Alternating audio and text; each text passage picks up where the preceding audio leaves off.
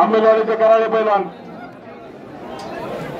गावाचे 5,000 रुपये, कैलासवासी दिगंबर दुसंगे यांचे 5,000 रुपये, साहेबांचे 2,000 रुपये, शिवाजी दुसंगे 1,000 रुपये, रावसाहेब चेअरमन यांचे 1,000 रुपये, बाजीराव कराळे यांचे 2,000 रुपये, भरत कराळे यांचे 1,000 रुपये, प्रकाश कराळे यांचे 2,000 रुपये, डॉक्टर दुसंगे यांचे 1,000 रुपये,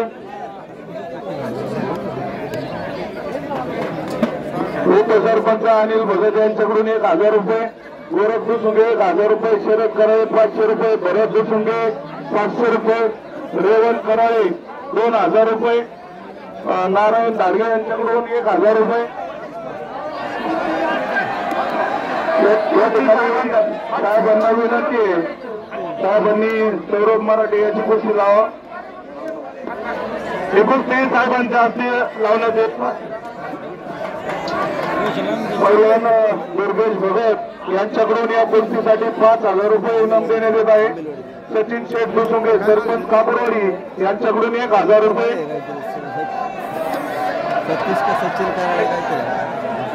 सर्वांनी शांततेत बसा, शांत.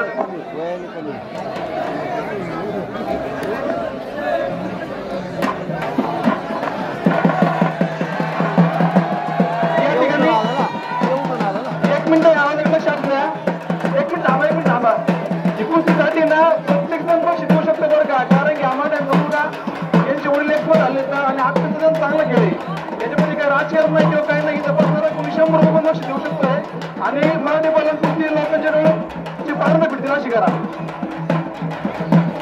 या ठिकाणी अजित कराळे यांच्याकडून 1,000 रुपये या कुस्तीसाठी इनाम.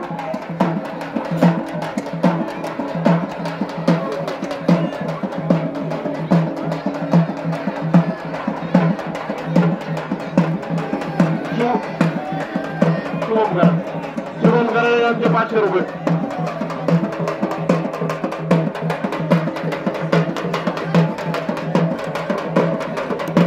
आखाड्यामध्ये अतिशय प्रेक्षणीय कुस्ती चालू आहे या ठिकाणी आणि गावाने आणि सर्व मान्यवरांनी या कुस्तीसाठी अतिशय भरभरून असं इनाम ठेवलेलं आहे. पहिल्यांदा विनंती आहे, आपण कुस्ती चितपट करावं.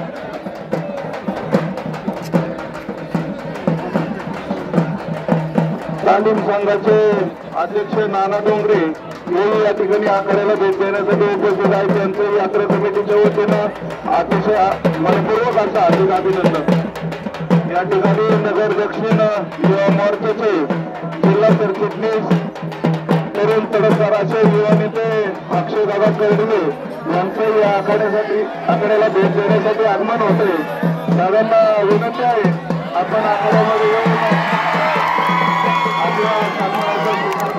या ठिकाणी मराठी पैलवानांनी कुस्ती केलेली आहे. अनिल लोणारे यांचे 500 रुपये.